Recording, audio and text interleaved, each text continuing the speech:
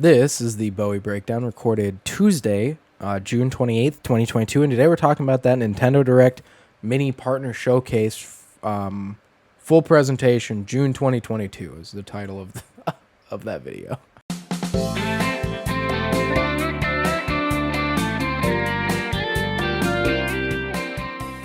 Okay, hello everybody. I'll be honest, I did already record this, only in the sense that this initial episode was going to be me talking about Jurassic World in this episode, but I decided, there's just not enough for me to say about that movie.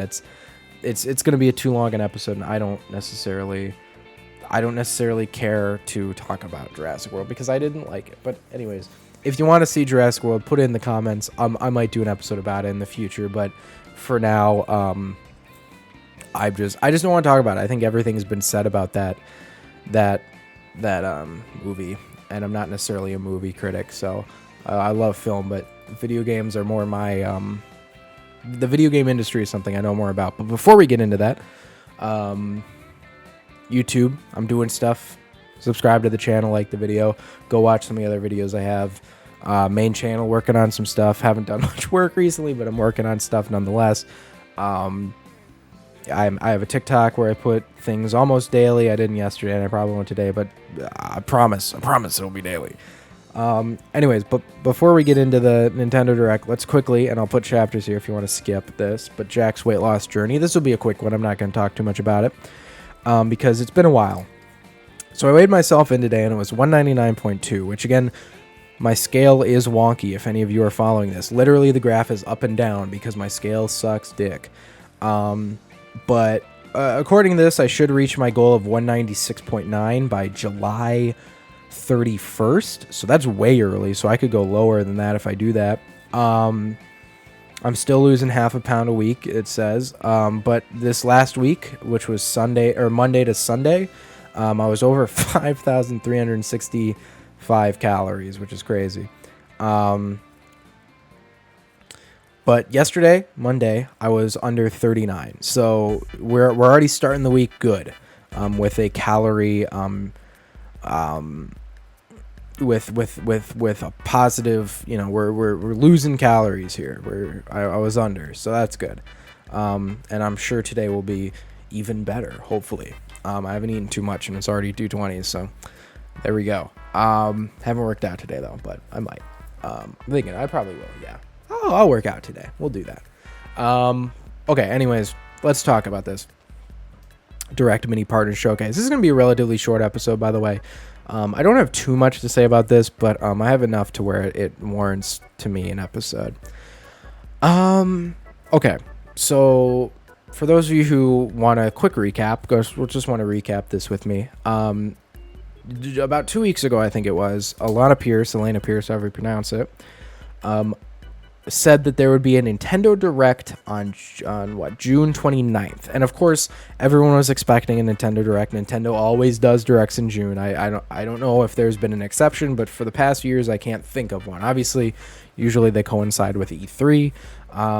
But since there was no E3 this year, they did do one last year at this time. So there was really no reason to think they wouldn't do a Nintendo Direct. Well, yesterday or 2 days ago, whenever it was, I think it was yesterday, they announced, hey, we're doing a Nintendo Direct Mini Partner Showcase, which if you don't know what those are, it's probably the worst sentence you could hear as a Nintendo fan, because in the past, they started doing this during COVID because they didn't have enough shit to show in a full Nintendo Direct. Not even a Nintendo Direct Mini themselves, because Nintendo didn't have shit going on, so they had to do a Nintendo Direct Mini Partner Showcase, which essentially is anything that isn't Nintendo that's coming to the Switch. So basically third parties. And in the past, these have been terrible. I think the first one, they had like 4 games, and they were all to the quality of like WWE, like SmackDown or some shit. Like, terrible. It was absolutely awful. Nobody, I don't think anybody thought it was a good presentation. But, they got a little bit of slack because it was like, literally, I believe it was like, I don't know when it was, but it was during COVID. So I think people cut them a little bit of slack. Okay, but that being said, people were more disappointed in the announcement than I think the presentation. I think people were optimistic about the presentation because we kind of knew a few things were coming, in the sense that it was pretty obvious that they had some things exciting from third parties, but it's always disappointing when we hear that Nintendo doesn't have anything to show themselves. But I'll get to that a little later. But let's just get into this partner showcase now. And I'm going to be honest with you, I didn't watch it. It's 26 minutes. They just didn't release it as a video. I scanned it. I'm looking at it right now. Some of these things I'm honestly seeing for the first time. But overall, from the trailers I've seen of the things I wanted to watch, as well as, just not breakdowns. I haven't watched any of those, but just general consensus, it seems like this was a pretty good showcase. This was a very solid showcase for third parties on Nintendo. It seemed to be, fine. I mean, in terms of, and that's just because our expectations were so incredibly low. Anyways, but let's talk about some of the bigger announcements from this. First off, I want to talk about an announcement that I did not see coming that I really thought was interesting, and I'm surprised no one else is talking about this. Nier Automata. I didn't know this was coming out for the Nintendo Switch. Nier Automata is one of my surprise. I don't know when did it come out, in 2016, 2017. It was a surprise hit of that year, and it was a surprise 2017 February. It was a surprise. It was a game that I didn't think I'd enjoy, but I really did enjoy. I didn't finish it, but I got pretty far into it, and I really liked it. And I'm gonna play it again. I'm gonna give it another shot, but I loved it. But this is a Switch version. I'm glad people get to see it. But of course, this is a Switch version. I played it on Game Pass, I believe.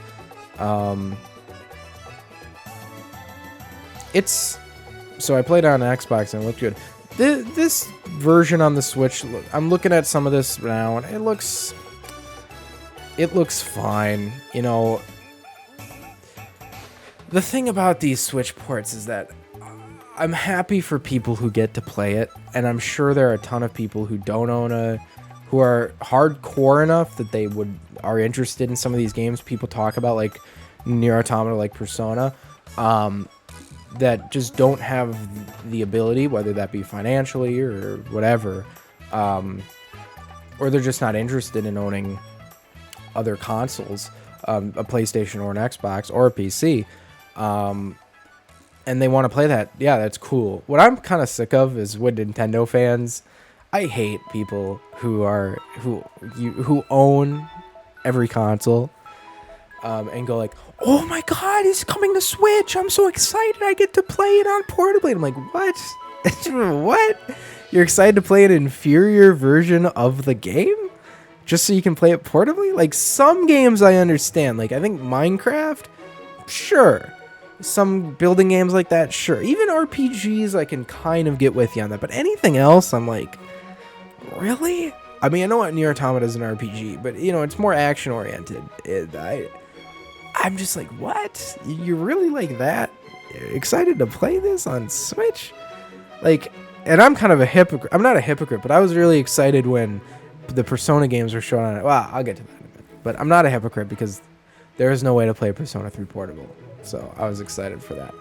Anyways, Super Bomberman 2, Super Bomberman R2 looks very interesting. I believe they have a course builder in there too and stuff. And it looks like just more chaos, and it looks like they put a lot more effort into this than they did the first Bomberman R game. And I bought if you remember, back on March 3rd, 2017, there are very few games that weren't Zelda to play.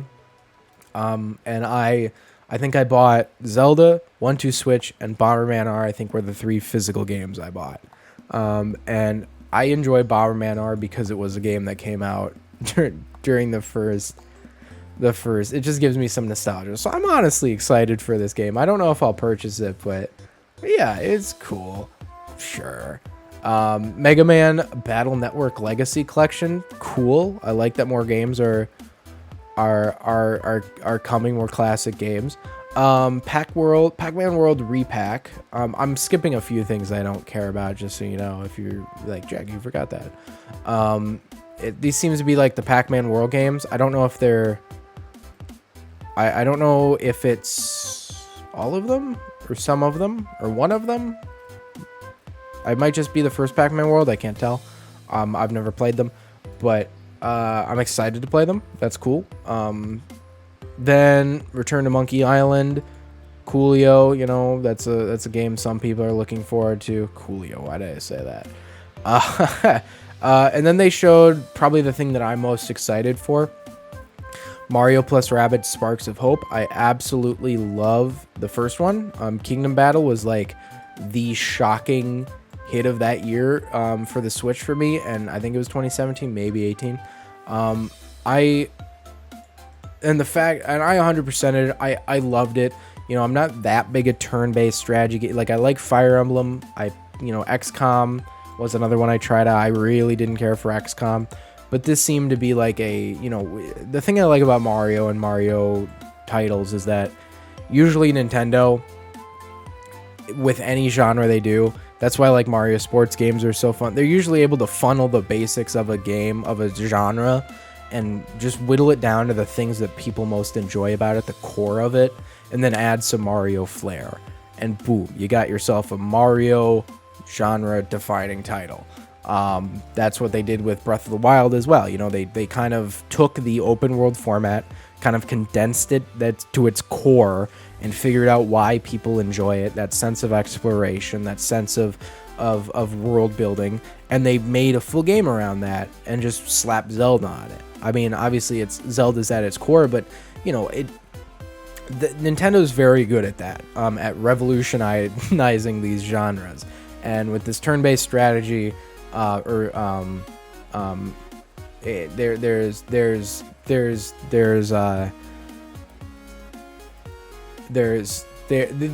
do it well. Anyways, this game comes out October 20th, and they're gonna have tomorrow a like Ubisoft on that.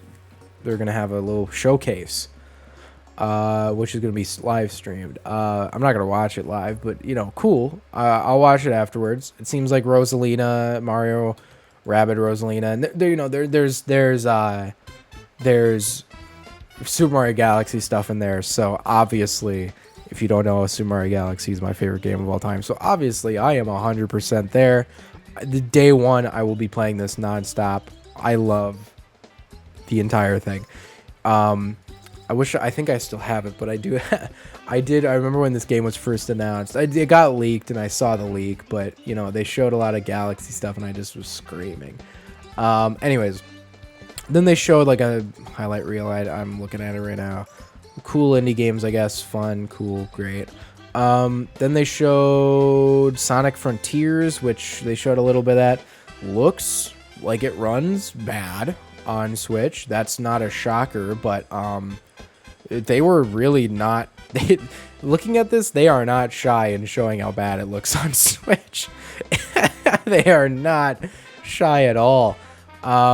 You know, I'm very excited for Sonic Frontiers. I love the Sonic franchise. I will buy what Sonic brings out, but and I'm interested to see what it's like. But you know, that IGN gameplay that came out like 3 weeks ago didn't do it any favors, and we'll see. I'm not hopeful. They showed that Live Alive one more time. That's another one I'm definitely buying. Day one, I love that. Demo, beginning of 3 chapters. Demo later today. I don't know when this comes out. It comes out soon though, right? I want to say it does. I don't think they show it. Or maybe they do. But you know, I love that Octopath shit. I'm on Live Alive. Like 8 different things in different era. Dude, sign me up. Anyways, then they showed Minecraft Legends a little bit. Pretty much similar stuff from that Xbox showcase. They just showed a little bit. Looks fun. Looks like a cool new Minecraft game. Dragon Quest Treasures. I have no clue what the fuck this is, but I absolutely love the shit out of it. I love when Dragon Quest does anything. I think Dragon Quest is kind of like just a fun JRPG series for me, and I love when they do spin-offs. They're kind of similar to Mario. Like Dragon Quest Builders, one of my favorite games of all time. I absolutely love that game. It is, and 2 as well. Those games, the first Dragon Quest Builders, blew my mind when I played it. And I played it on Switch, and I adored it. And the second one is similar. Portal, cool. We already knew about that. Harvestella. This game looks fantastic. It looks like this kind of RPG, kind of anime, Xenoblade mixed with like farming simulator kind of thing. Love that a lot. Sign me up for that. Anyways, but it does look anime, so if you're not into that, it looks like a lot like Xenoblade. So if you're not into that, maybe skip that. But you know, I'm into that. So cool stuff on that. November 4th, and then the big announcement. I mean, not for anybody, but for a lot of people, this was the big announcement, especially for people who have never been able to play these games. Persona, specifically, 3, 4, and 5. So so these were already announced that they were coming out on Xbox and on Game Pass as well, day and date. So we already knew that these were being ported, and is Persona 3 portable and Golden? Let's look up Golden. Persona 4 Golden coming to PS4/5, because that's not okay. Yeah, I think it is. Yeah, it is.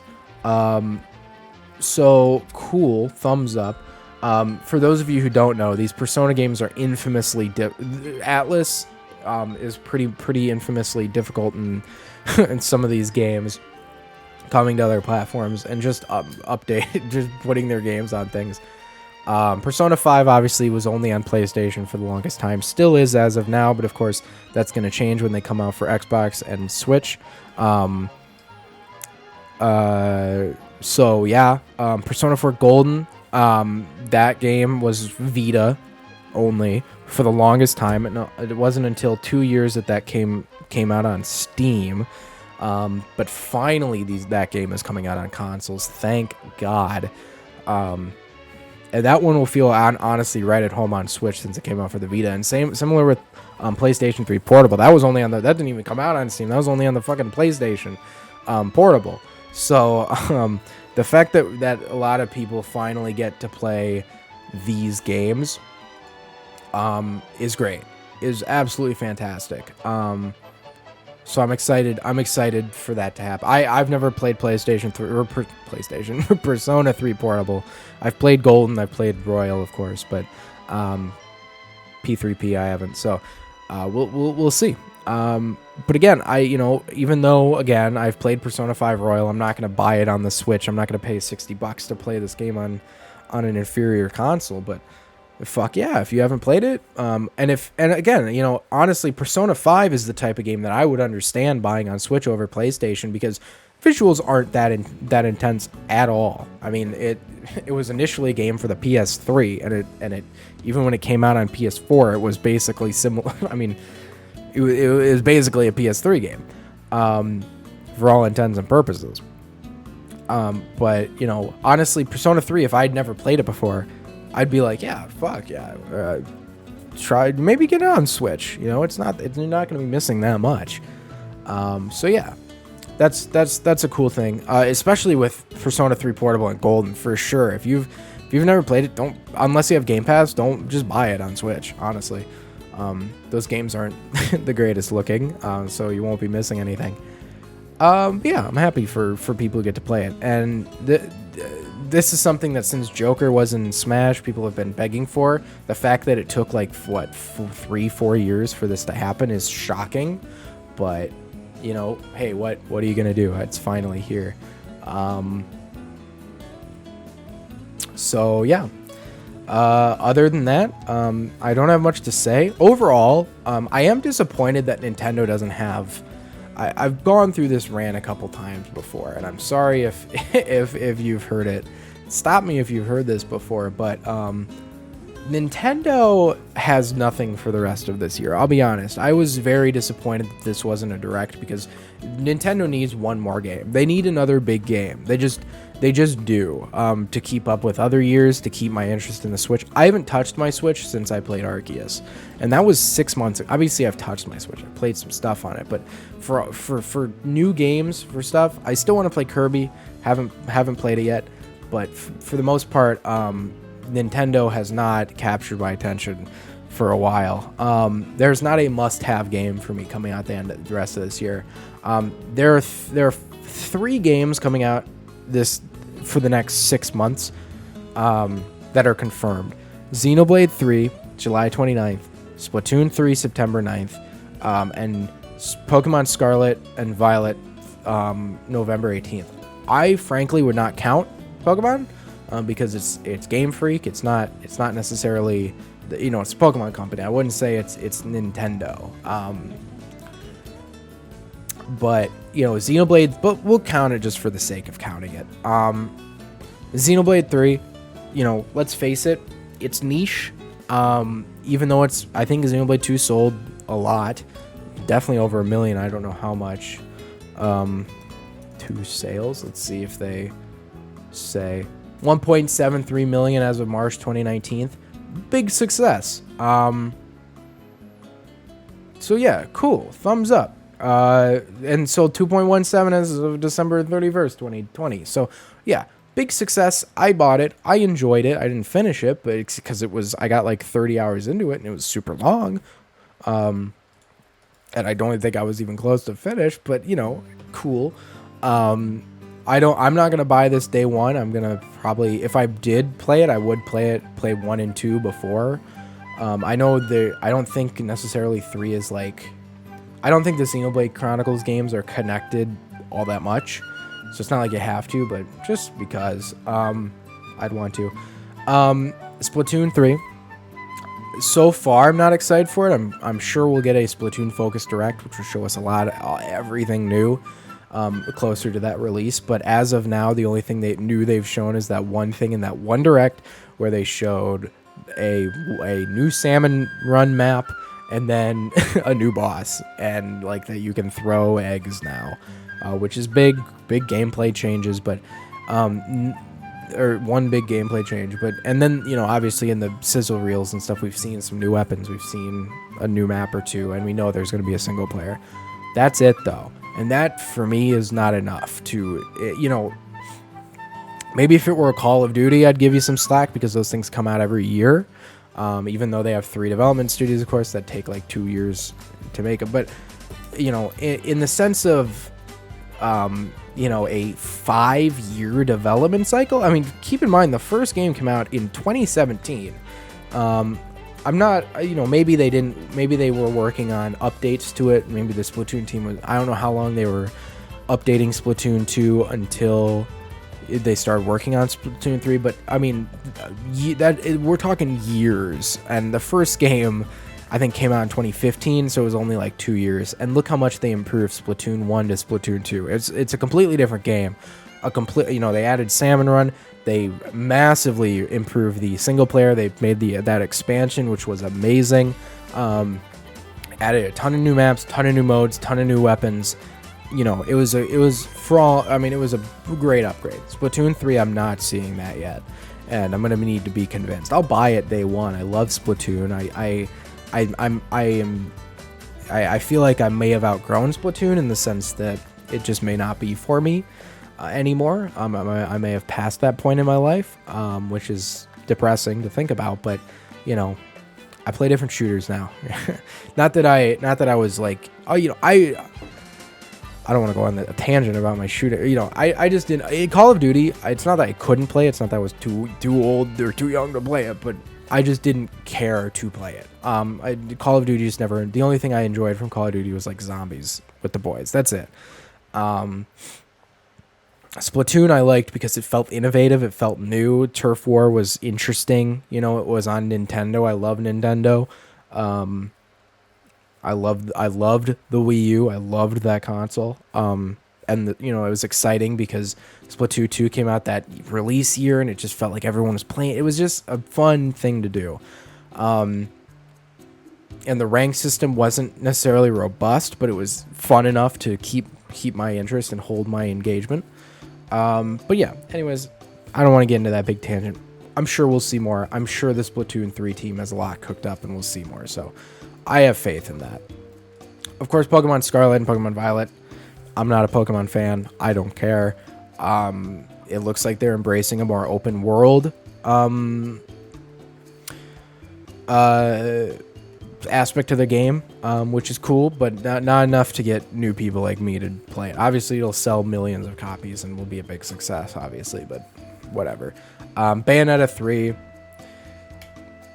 They say it's coming out this year, but it's June. It's almost the end of June, and we have not seen anything else from it. And I don't think we will see anything from it until next year, or at least any released. I don't think it will be released until next year. And of course, Breath of the Wild coming spring 2023. I still think that's going to get delayed again. I don't know why, but I just do. Spring just feels too soon for that game, given what we've seen. But yeah, that's it. And I don't want to, I know people will probably bitch at me about this, but I just want to quickly go and talk about Nintendo's games, and their games releases. So let's just, be frank here.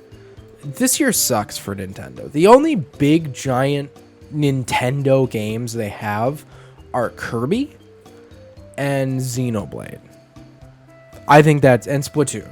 Those are 3 big Nintendo games, okay? I'm not counting Nintendo Switch Sports in this, and I'm not counting Mario Strikers, because Mario Strikers was a garbage game with no content. No one cared about it. Whatever. Nintendo Switch Sports was like a $40 game that, I wouldn't necessarily count. I mean, you could count it, but it seems like that game kind of went and left. And I'm not counting any Pokemon games, because that's a completely different thing.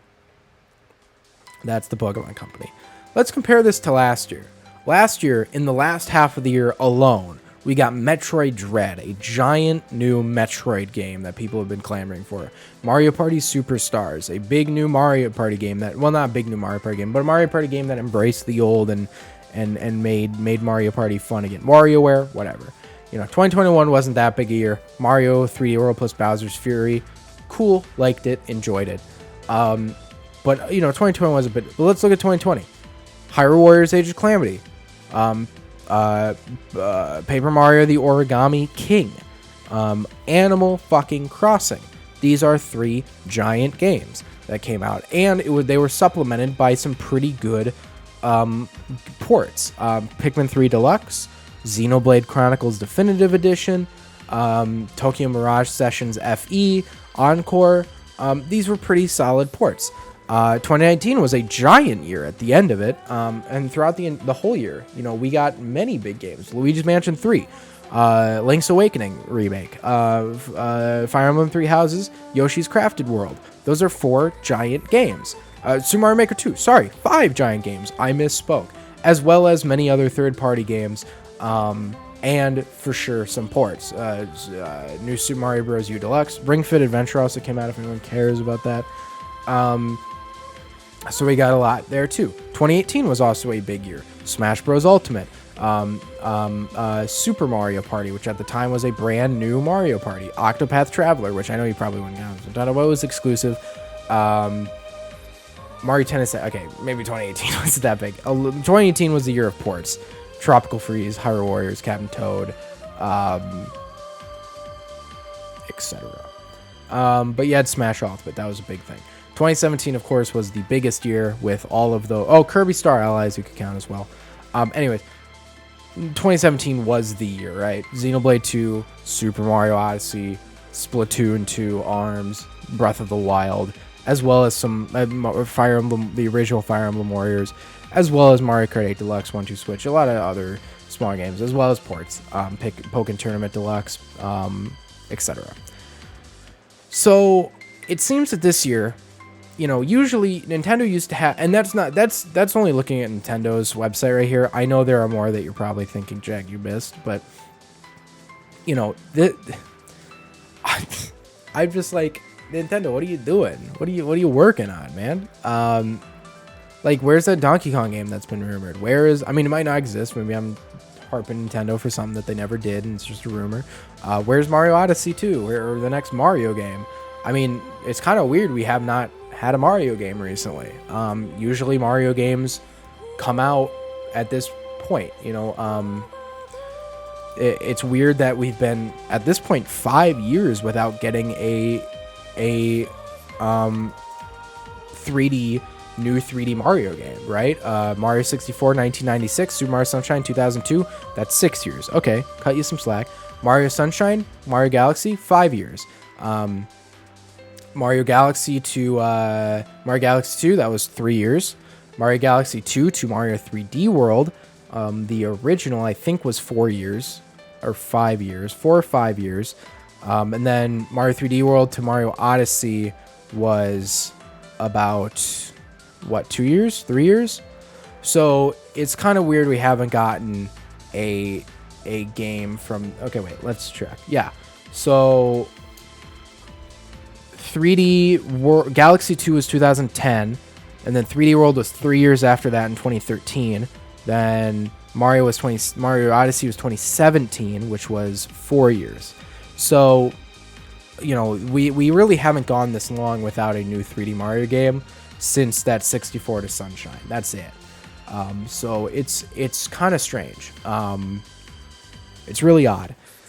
I don't know why we don't have a new Mario game. I know I'm getting impatient about it, but like, where's my Mario game, Nintendo? And I know that's like a selfish thing. I know most people who like really love Xenoblade are like, Jack, shut up. I don't care about Mario. It's like, yeah, I know, but whatever. And we're waiting for Breath of the Wild as well, so who knows? But yeah, and I kind of went on a tangent there bitching about Nintendo, but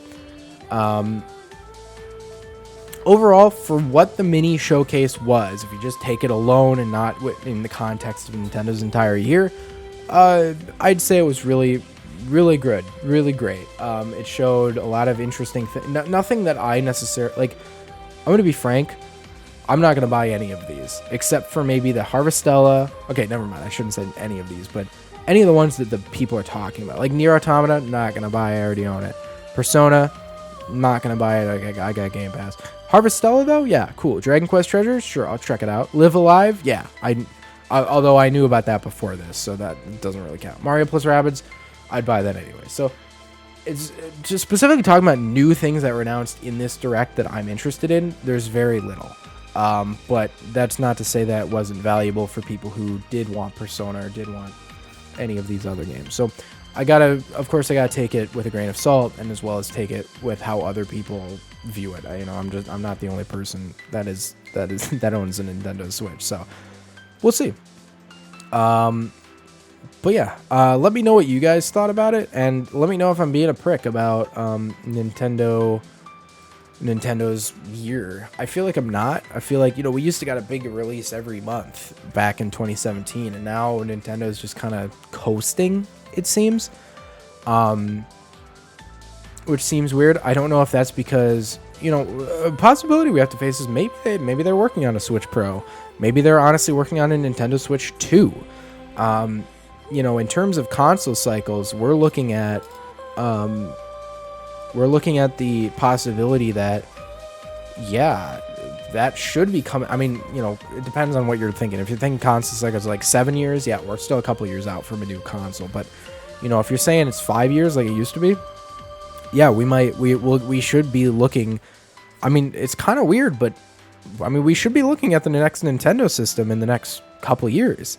By the end of 2024 or whatever, we should have an idea of what the next new Nintendo console is, and that's only a year and a half away. That is not, or I guess, wait, no, that's 2.5 years away. But that 2.5 years ago, it was 2020, the beginning of 2020. So time moves quickly. So we'll see. But I'm not too optimistic about anything with Nintendo.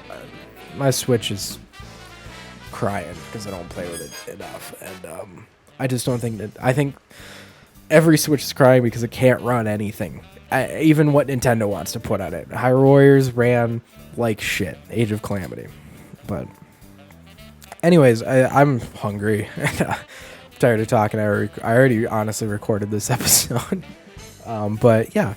I hope you guys enjoyed. If you did, leave a like and definitely tell me what you thought of that mini direct partner. What is it? Nintendo Direct mini partner showcase. Tell me what you guys thought about it. If you enjoyed it, if you didn't, I'd like to know.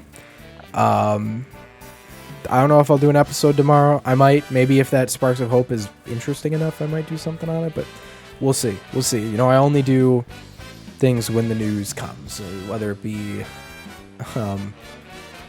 a Nintendo or otherwise, or other things. Anyways, I'll see you guys next time.